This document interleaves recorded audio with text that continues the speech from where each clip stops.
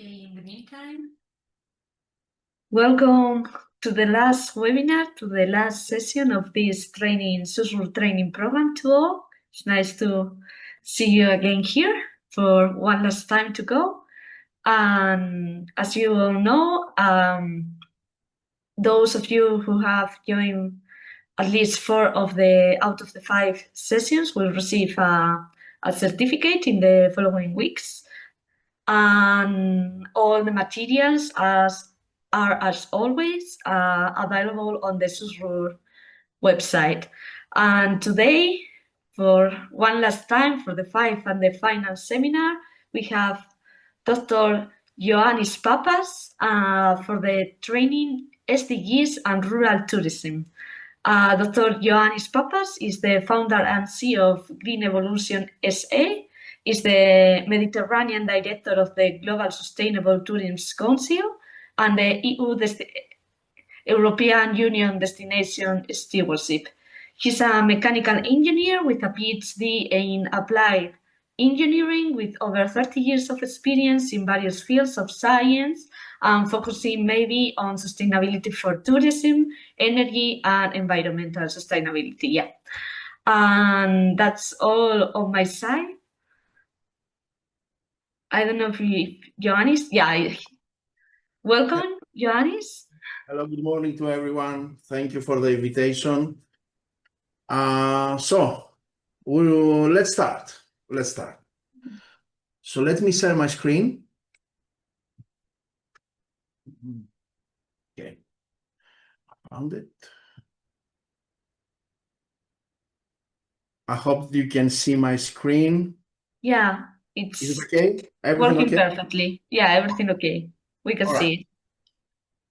Okay, so welcome everyone. I'm Dr. Ioannis Pappas. I am representing here the Green Evolution SA company that's specialized on sustainable development, not only in tourism that we are going to focus today, but also in many other sectors.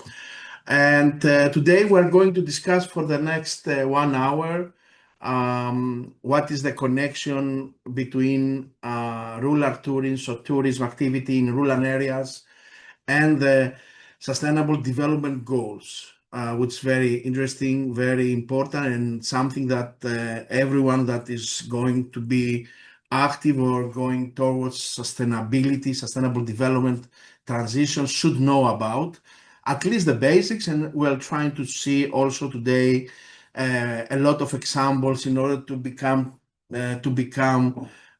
more familiar with let's say the most important parts of this framework. All right, so today we are going to have not a long presentation, but I think that we're going to cover most of the things that someone would like to see. So let's first discuss about sustainable development, which is something as a framework, let's call it, that connects in reality the necessity that we have as a society, wherever you are, in order to have prosperity, to have development, but on a manner of, let's say, protecting the environmental part, the social cohesion, the economic development, without, like you can see here, compromising the needs of the future generation. So in reality, we need to create our future without minimizing, let's say, the existence, or let's say,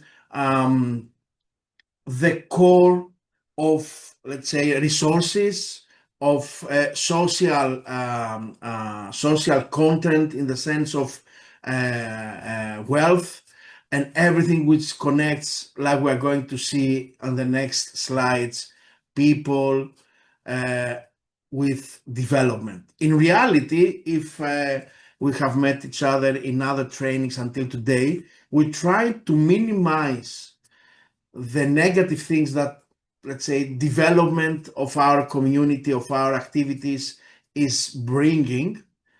So minimize the negative and maximize the positive. These are the most important things that we have to keep in mind. And of course, we have this graphical approach of sustainable development with social, economic, and environment. Someone can say more about that and extend what exactly is around this sustainable development, giving more sense also, or let's say, also priority to the management of these parts, because environmental, so viable natural environment, something very specific, but how we can do that, that's very, very important stuff.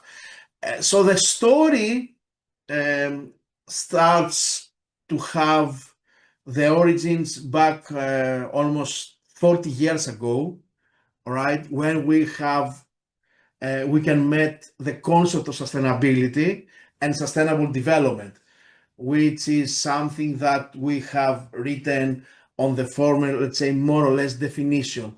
So we need to satisfy our own needs of development without sacrificing or compromising the future generation needs. However, we have to see that this kind of definition is changing the core during the years a little bit. It's also related with the activity that we are engaged. So a person that lives in a rural area in Europe could have a different approach with a person which is in Bangladesh, or let's say Latin America, or even in Central Africa, because it is connected with the level of, let's say, the community, the knowledge, the needs.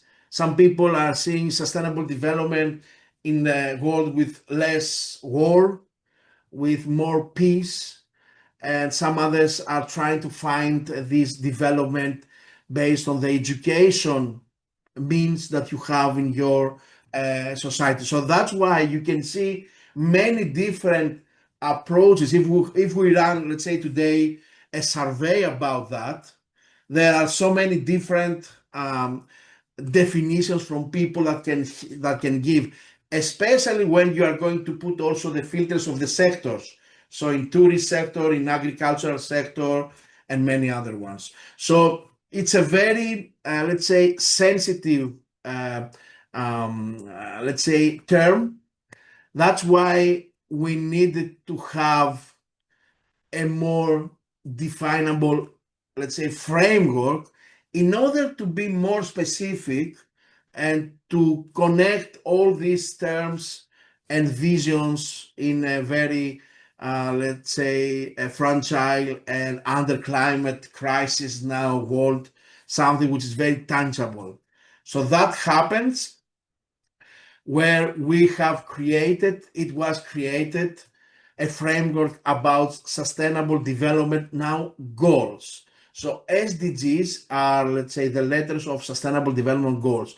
So we don't have until then, after that definition, only what is sustainable definition for me where I am, but we tried to create something which is very specific, and I'm going to be more specific about that. So we have created these 17 goals. So think about that. We have in reality, like you can see on the right part, this framework of the 17 goals, which has a different targeting, every different one. So we have no poverty, zero hunger, good health and well-being, quality education, gender equality, clean water and sanitation, affordable and clean energy, which is very, very important these days, decent work, economic growth, industry, innovation, infrastructure, reducing inequalities, sustainable cities and communities, responsible consumption and production, climate action, life below water, life on land, peace, justice, and strong institutions, and finally, partnerships for the goals. So these are, let's say, the 17 goals where above we have sustainable development as, let's say, the framework. So inside the goals, like a typical standard, let's call it, we have other subsections, let's call it. So in every goal, we have a number of targets. And in every target, we have a number of indicators. With the indicators, we have the ability to measure things. With targets, we have the ability to target actions. So we have the general areas, we have in each area some actions, and for each action, we have tools, indicators to measure the efficiency of our, let's say, activities. This is the idea. So by that, you can see it's a very well defined and designed framework in reality, because whenever we are coming from, what is the background, what is our, let's say, geographical spot, what is our sector, we can find some of these goals, or even all, to be related with our activities, with our, let's say, definition of what is the most important thing under sustainable development for us. So it's something very good, very nice, very practical many times. And also, in reality, we are going to see that it is connected then with strategies, with national priorities, with international commitments, with financial tools. So it is something that now many things are based on. And we have to say that it's very also clever that it has been connected with what we are going to see and call it Agenda 2030, or general, a time specific line that ends, at least in these first 15 years of application, 2030. So we are going to see that now we have a framework. Now we have very specific one that we have the tools. And also we have a time scale until when all the countries should do specific things, so should be evaluated with many international, let's say, evaluators and committees. What is the country, but also the sectors inside country, the scoring, because that's the idea. I mean, not only to discuss about visions and something that's going to come, but also to have something as a target that have been developed and defined by the country, and try to create tools, financial tools, education, and many other things in order to achieve that. So we're talking about the 169 targets, and many things that are connected on the schedule until 2030 time scale and agenda about that. It is also covering, like you have seen, everything about. I mean, if you think about I'm missing something or I don't see, please, you can go, and I'm going to give you some links afterwards. You can go inside the framework and you go to targets and indicators, and you can find everything. Also, from a design point of view, it's a very nice, let's say, design final and branding behind, with all these colors, the cycle, and many things that are really good in order to understand and become familiar, and also you would like to be part of that. So it's a very, let's call it, successful global framework on that sense. These SDGs also, like I said, it is interlinked between, but also it is connected, everything is connected with items that on a national level, on a sectorial level, or even in geographical areas are happening or have been designed to happen. So that's why it's a very, very interesting, I think, very important on global dimension, what it was, let's say, designed and what it's about.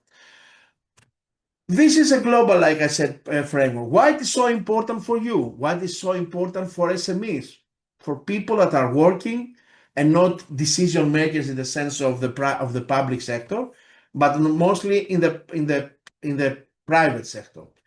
First of all, if we see tourism, we can see some kind of, let's say, correlation with that, and specifically for rural tourism. But generally speaking, we can see here that we're talking about people, we're talking about jobs, we're talking about equality, we're talking about consumptions, we're talking about sources of your, let's say, wealth and connection with your daily life that are very, very important.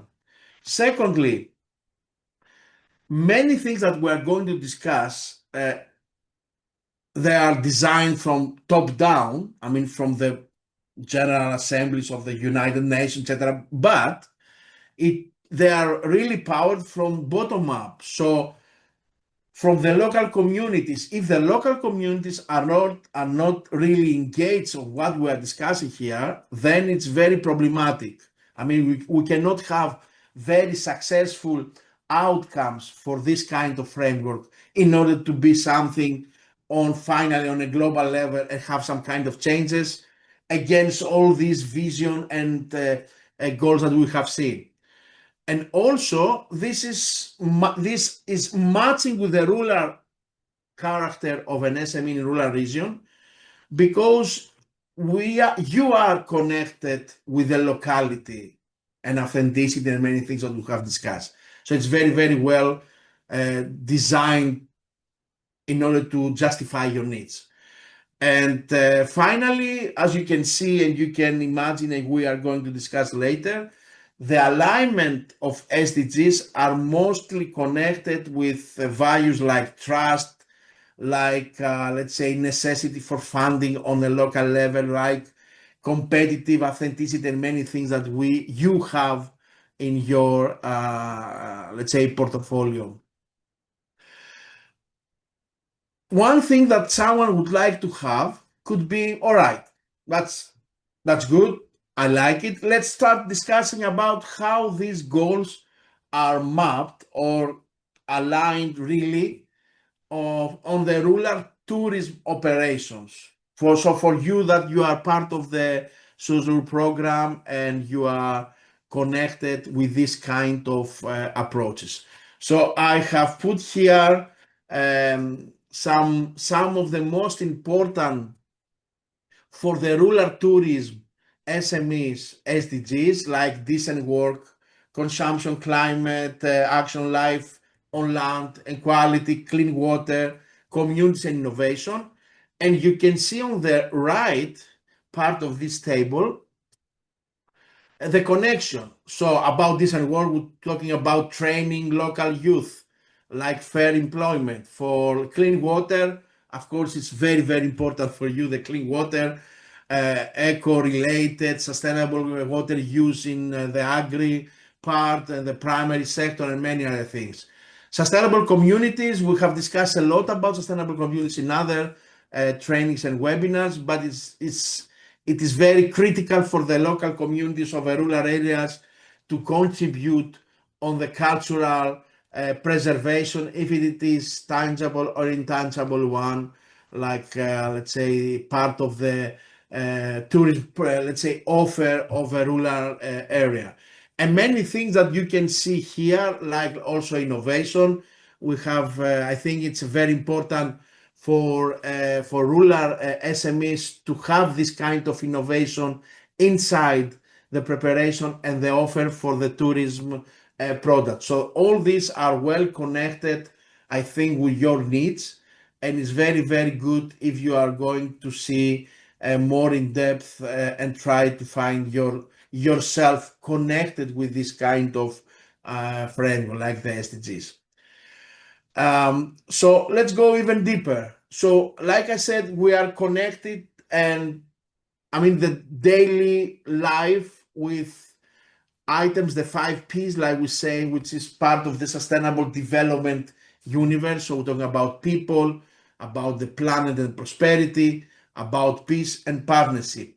If we go even, let's say, deeper, we can see many things that someone can, let's say, align or connect with your activities coming through these filters of sustainable development goals, like schools, like local economy, career-related, infrastructure, local community needs, inequality, water resource, and many things. This is not an exercise that you have to do in your daily life. We are going to discuss about how you can implement this framework in your daily life. Why you have to do that? For many reasons, like for example, marketing, like for example, financial need and justification of your performance based also on SDGs framework and many other items. However, it's very important to understand how this is operating and where you can find a good example of implementation and many other, let's say, items that I'm going to refer today. It's also very important to understand what I have said before in order to close this introduction part. So the governance, because it is a framework, it is very complicated sometimes because you have seen 17 initial goals that you go down, you have targets, you go down, you have indicators. It is very important to understand that this creature, let's call it, is operating for at least 10 years now. All right. So it needs a lot of communication and platform governance related in order to be really sufficient and efficient.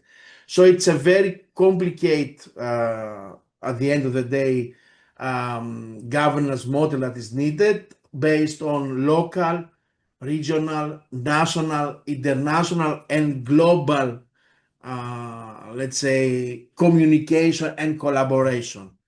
So this is number one. Number two, but we have already said some things about that, is the time scale of this framework implementation. Design first, then design of activities, implementation of activities, monitoring of the effectiveness until 2030. What's going to happen after 2030?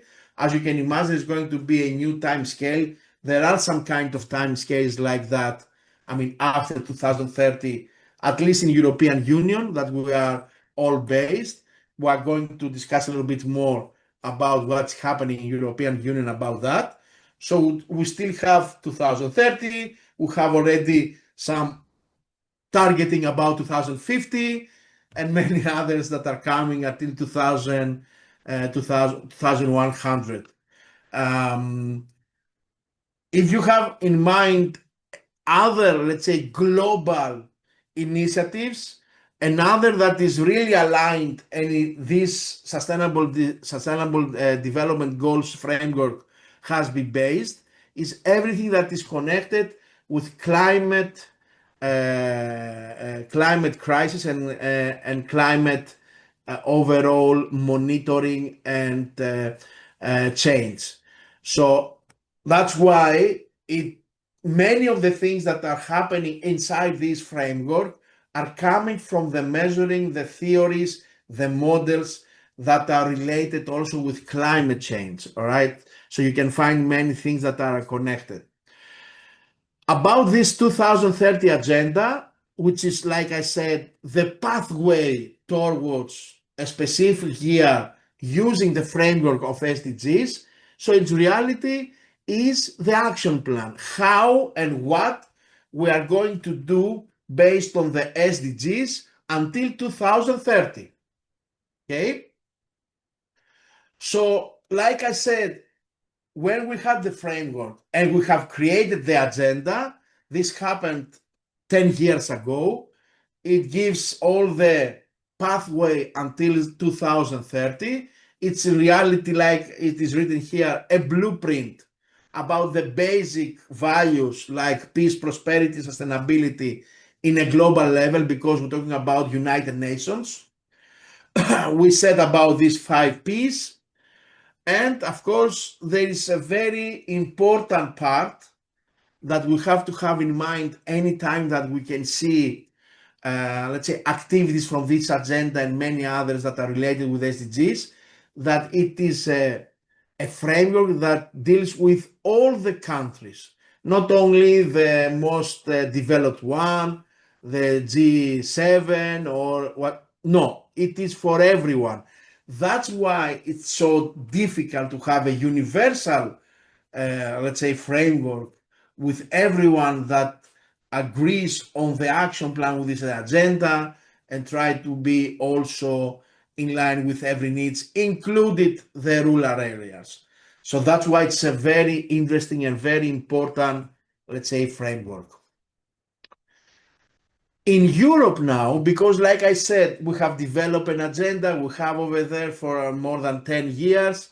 So from the European point of view, they had and they have developed a number of tools that always is taking this agenda under consideration in order to produce. So we have this as a priority, European Commission. You have the EU policy about the SDGs. We have developed a number of programs I'm going to describe about this and initiatives for the European countries, for the European SMEs, for the rural even SMEs, in order to have grants, to have a network, to have all the necessary knowledge and create the steps, the necessary steps in order to achieve what we are discussing here. So we have a number of things that are related here, like the principles, like the recognition of diversity, the national situation, the long-term. This is more or less the content of the agenda. In European Union, what we have done using this kind of criteria, targets, agenda, contents. So we have created, or let's say, put in line all these SDGs with specific creations like European Green Deal, European Fit for Digital Age, European Way of Life, Stronger Europe in the World, European Democracy. So every part of this developed, well-developed structural part, which is SDGs, have been parallelized with European priorities. So you can find this inside that. Also, we have created a specific, we call it global gateway, which is the European Union strategy to support the partner countries in boosting smart, clean, secure links in digital, energy, transportation, health, education, and more. So this is very important because in reality, what I have recalled before, we have connected that with the digital as a general framework, climate and energy, a very big strategic part of European existence, sustainable transportation inside. Also now here we have sustainable tourism in the same, let's say, box, health, education, and research. So you can see this, let's say, connection of SDGs with everything that European Union is doing or designing. This is a very important part to understand, that not only the political, let's say, like European Commission or the Parliament or whatever, but also on the national level, this kind of priorities goes to the nations. And then the nations are going to, and they are putting some kind of priorities with that, together with financial tools and guidance, etc., to the SMEs, to the big companies also, with many legislation most of the times because we are Europe, all right? But also this kind of mapping, this is, I think, a very important thing that I would like to emphasize. This kind of mapping, I mean, anything, or let's say the most important things that we are doing as professionals, as owner of SMEs, as regions, municipalities, national, let's say, ministries, whatever, should and could be related with SDGs. Because SDGs as a framework are now, for the last 10 years, a language of communication between the nations, the SMEs, and everything that are, let's say, in between. It is very important inside your products, inside your website text, inside your kind of activities, or even going to ask for some kind of financial support. to be connected with this kind of language. It is very, very important. Like I said, many things have been developed before and during, let's say, schedule of activities implementation. In every nation, we have some kind of national adaptation plans about actions that we have developed. There were a number of other agendas and initiatives with many other countries and many other meetings about the SDGs in order to have other tools and more sophisticated ones and more efficient ones, because, you know, this was designed almost 15 years ago, and there are so many developments. Think about now artificial intelligence and how this is affecting everything around the globe. So we need to, let's say, not to change the framework, but at least to have other additional tools like the Global Partnership about Efficient Development Corporation, which is something very important about how we are really using this framework, how transparent is everything about that, how we can support more, even using the climate change monitoring and the outcomes, the smaller countries, how we can connect all this with tools like carbon credits, emissions, and many things that are more complicated than what we are discussing today. So that's why it's very important to see here how all the stakeholders and all the parts of the communities are really connected in this kind of development under multi-stakeholder engagement. This is a critical point, because without engagement of everyone in this implementation, even in small areas, in rural areas, this framework cannot be a really efficient one. All right. For example, think about, this is on the right, on the left one, the general about SDGs. On the right one, it is how connected with food and agriculture. So someone can see the interaction, the connection, and many other things in order to understand what is really most important in your areas and in your actually activity. One of the most important SDG for our, let's say, case, because it is one of the most important asset for the rural areas, from the rural part, I mean the first part, is number 15, okay, life on land, which is connected with many things that you can think about, connected also with COVID. So you see how flexible and fast responsive can be about that. We can see many things related with forest, with erosion, with biodiversity. So you can see behind things and targets and indicators that can be used in order to justify your actually activity and connection with SDGs. Let's move on before going to the implementation part and see some examples about what we are discussing here. 2 or 3 slides about statistics and financial tools related with this framework. This is a very dense slide. However, we're talking about European rural areas. From the European Commission and the European Union, it is acknowledged to be very important, the European rural areas, and very critical to justify all the framework of SDGs. Of course, this is not very easy, like most of things about rural areas, because of distinct challenges and opportunities. So from recent data that I am let's say presenting here from Eurostat and European Union reports, we can see significant disparities of SDGs progress between rural and urban populations. And of course, this is also diverse if we see comparison between European Union member states. So you can see this very big, full of information matrix, where we can see what are the performances on indicators that are related with SDGs.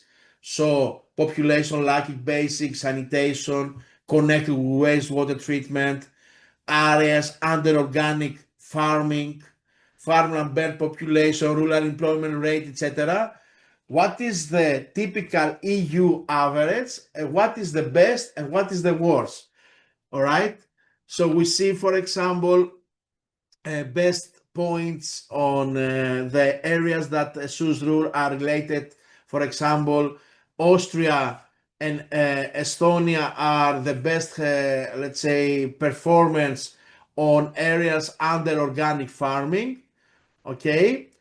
However, we can see in some areas about Romania as the lowest performance, also Malta, which are not our case, Romania also in many. So we see that with that kind of statistics, we need to sometimes to reform the targeting and the action planning of that SDGs are describing with indicators in specific countries, but also specific areas of these countries. Many of these statistics, you can find that when we are going to share with you the presentation PDF. So you can use this kind of data. About funding, because before going to the implementation, I think most of the people here would like to say, okay, what we are going to see are very nice and interesting. However, how we can finance things like that. So I have put 3 areas of funding, let's say, tools: EU national, local, and private sector. On the European Union level, most of the programs that you know, like a Green Deal or RRF or ERDF or something like IDEREC or LEADER or whatever, are connected with this kind of approach, supporting the SDGs, supporting the Agenda 2030. On a national level, we're going to see things related with initiative on a national level, like energy efficiency, water efficiency, rural entrepreneurship grants, equality, minimizing equality in work, like women in business funding, etc. And on private sector, because now the banks and everything connected with that are putting in front everything about sustainability, ESGs, SDGs that are used inside the ESGs. We're talking about microloans, we're talking about guarantees, we're talking about supporting of, let's say, energy, communities, and many other, let's say, tools. So everything, because this is the necessity also that comes on the agreement of the countries that have signed this agreement about the SDGs on the United Nations level. Everything is related with this kind of approach. So let's start with some kind of implementation, because I think this is most interesting about today's presentation. So first of all, why? Because like we said, tourism is so important about rural areas right now, in most countries around Europe and not only. The SDGs is a very important, let's say, platform in order to link resilience, market trends, sustainability-driven demand, and many others. And of course, it connects also the trend that we can see right now from the consumer point of view, like eco-travelers, low-impact tourists, low tourism, whatever is there. Okay? And of course, all this approach for you goes again to the concept that this kind of investment in order to make implementation on your local level is not a cost, it's an investment. And most of the things that are related with what we can see here, like training, waste separation, grey water, natural trail signage, solar waste, water heaters, are also connected, because otherwise there will be no such funding tools with SDGs. Always now, this is a language, like I said, always we need to put the connection and identify, and in some times it is needed also to justify that. So small strategic investments can support multiple SDGs, which is, like I said, a necessity from many different financial tools. You can find any kind of good practices in many databases. I have found this database very, very interesting. So it comes from the United Nations, so sustainabledevelopment.un.org. Partnerships, good practices. You can use this link also when we are going to take this, let's say, presentation, in order to extract for your specific areas and characteristics different kind of good practices that have been implemented. Or you can also upload your own in order to share your knowledge with other people around the globe. So what I have put here, I have put in the 5 countries, in some selected SDGs, some examples. I'm going to run about that, but you can go back when you are going to have this presentation in order to recall what we have discussed here. So first of all, gender equality. All right, so involvement of all the people, support women-owned suppliers, flexible work arrangements. So while we're doing that, diverse skills and perspectives, access EU gender equality funding, which is very important right now, and of course, increase your social impact. Examples you can find here from different countries, from Greece, Austria, Spain, Romania, and Lithuania. You can find here anything related with hospitality, with women core operations, with craft schools, etc.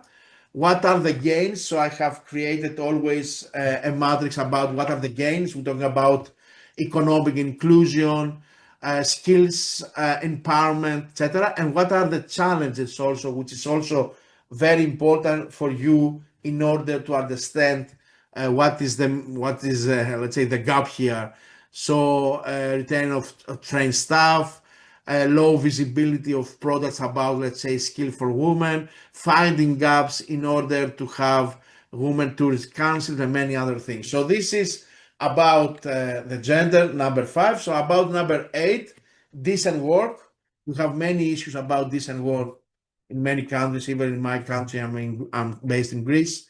In some areas about what is exactly the stuff that we are using, etc. So what SMEs can do: hire locally. That's not always the case. Skills, provide skills, and work with local guides, artisans, food producers, many things that are connected, really connected with local authenticity. Benefits: community bonds, money stays in the area, better storytelling because it comes from the history that the people from the destination knows. Examples again around the 5 countries, so you can find many things about these specific examples.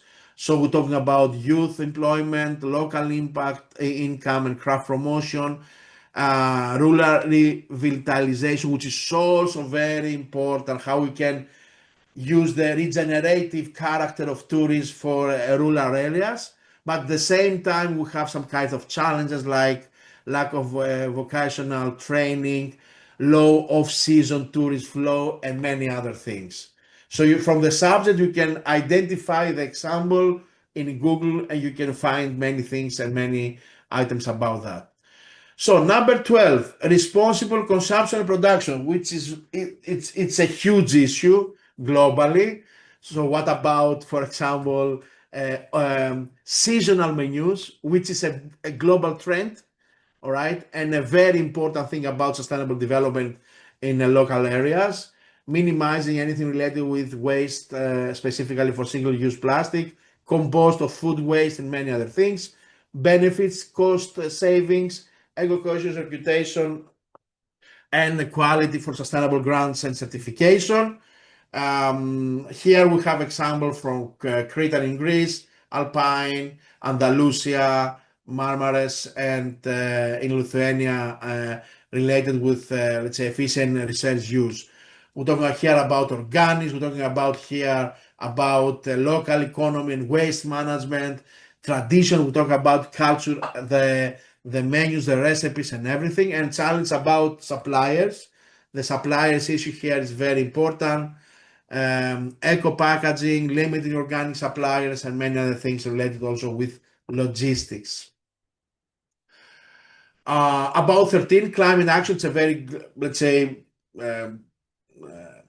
big, let's say, area of discussion. So here we can see about technological issues like solar or heat pumps, or more traditional like eco-mobility in small areas like bikes, like e-bikes, like local shuttles, and of course education of the visitors about your activities. So benefits, long terms, say earnings about water, energy, waste, marketing, which is very important, contribution to climate neutral goals. And here again, we have many examples about energy, about greenhouse footprint, about climate neutrality, about renewable, about many things. But at the same time, we have issues like certification, like again, technology driven application where I can find this kind of knowledge, who can support me, etc. The next one is number 15, which is one, I think, of the most important in rural areas. So we're talking about here life on land. So promoting about different kinds of activities like wildlife watching, hiking, many other things, sensitive habitats, avoidance, NGOs, parks supporting, and benefits unique natural-based experience, biodiversity protection, and better land use and planning and branding.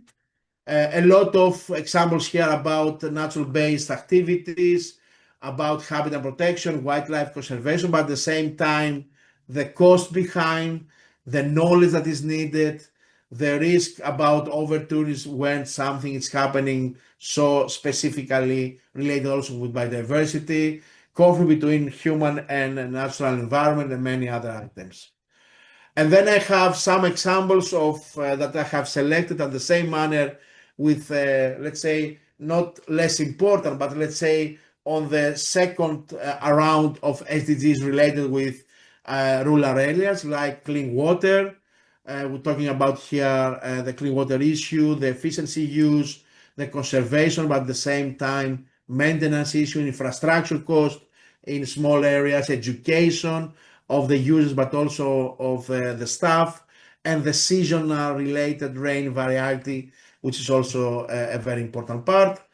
Number 9 is about innovation. Like I said, innovation is a very big, important part of our discussion, like digital, like installation costs, like many things that someone can find as, let's say, a challenge. And I'm closing this, let's say, number of examples with sustainable cities and communities. This is not about the cities themselves in the sense of urban, but mostly related about communities. So here we can see any kind of, let's say, top-down initiatives like we have seen in some other trainings about destinations, like we call it rural destinations. So we're talking about initiative in Pilion in Greece, in Salzburg area about architecture, in Aragon villages, in Saxony revitalization, and cultural roots in Zematizia. Sorry about that.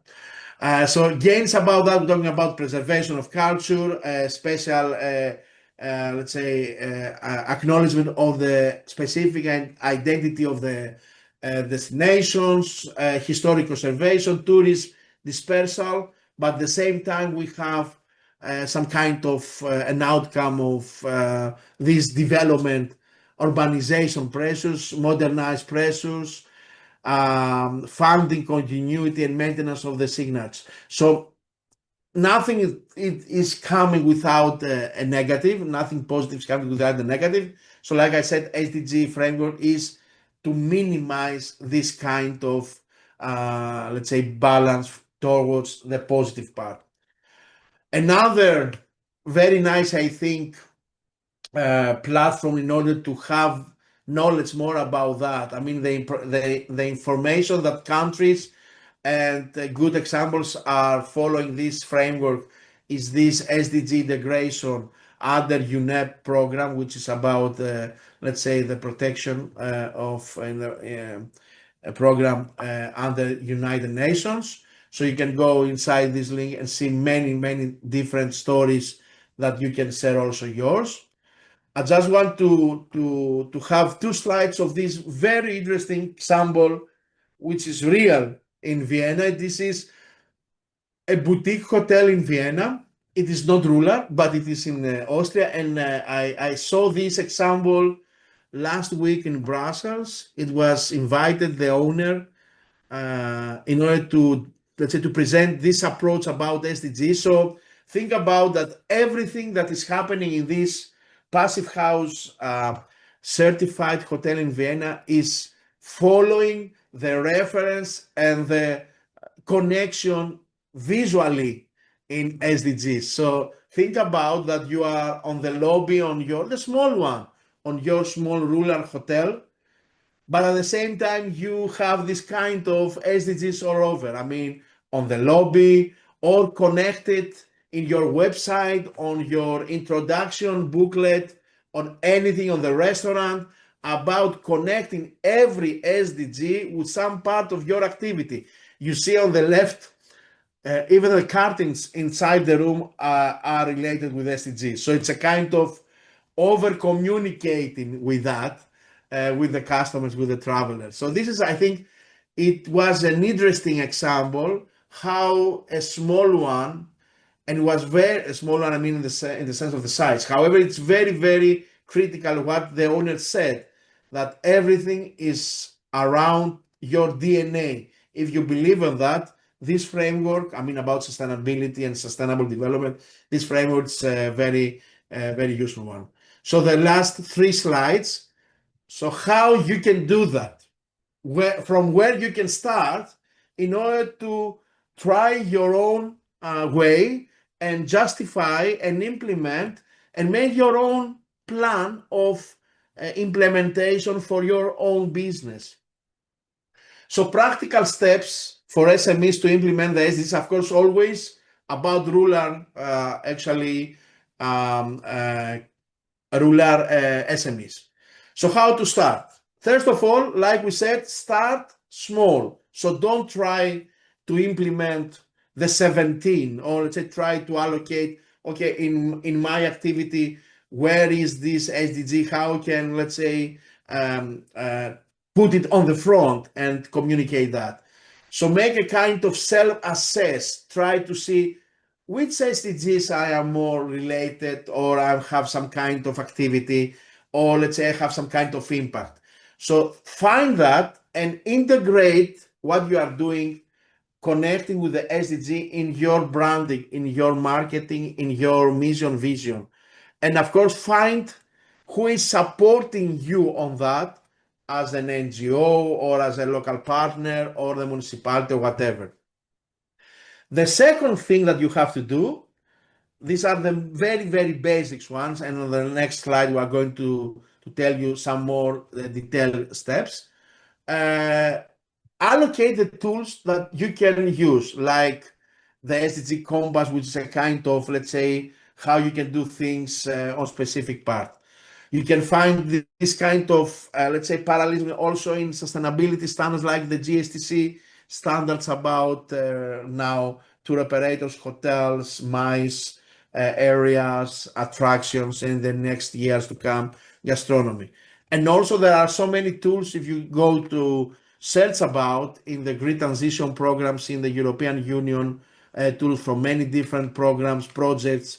They have developed so many tools, especially in the last, let's say, 5 to 7 years, because it was the necessity to create that kind of knowledge.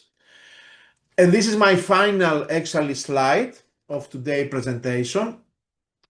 So what you should take over as the general process about your, let's say, like I said, pathway towards SDG. So first, like I said, pick the SDGs that are more related with you, make the assessment, put that SDGs in front and go one step after, which is I'm setting a goal, a target, what I would like to achieve for this let's say, specific SDG. Eliminate, for example, for waste management, eliminate plastic water bottles in my hotel, or measure my energy use and reduce 10% per year about efficient energy use. Like I said, it's very important. Whatever you are going to do, whatever is going to be smaller or higher, the achievement, you need to communicate that in your channels, all right? Website, social media, not, let's say, with the big noise, but with something that is more related with your identity and the ways that you are communicating your knowledge. And like I said, partner with your, let's say, locals, co-believers in this kind of approach. So find your partners in this pathway in order to be more sufficient. Inside this graph on the right, there are some kind of more, let's call it complicated tools like policies, processes. This is a next step. This is a step that is combining all these SDGs, all the first ones, with how you are operating in daily life. Maybe you are more complicated, you have some ISO, some certifications, maybe not. So it's a matter of your identity and how you would like to introduce this kind of framework gradually until the targets on time and on subject that you have developed. All right. I hope that I covered most of your needs in this, let's say, presentation. And of course, I'm here to hear any question about that. Thank you so much. Thank you, Ioannis. I don't know if anyone has a question for Ioannis. Mine, I always try to keep it practical and down to earth. And you did so with the last slide. I was about to ask you what were the practical steps to start implementing the SDG approach in their businesses. So thank you so much. I have no questions now, so everything is clear. I don't know if somebody. I think they're asking about if I'm going to, of course, we are going to share the presentation. This is for you. I'm going to send to the people that are organizing from SUSRUR the specific webinar, and you are going to have it from them. Otherwise, we are on time, so it's nearly 1 p.m.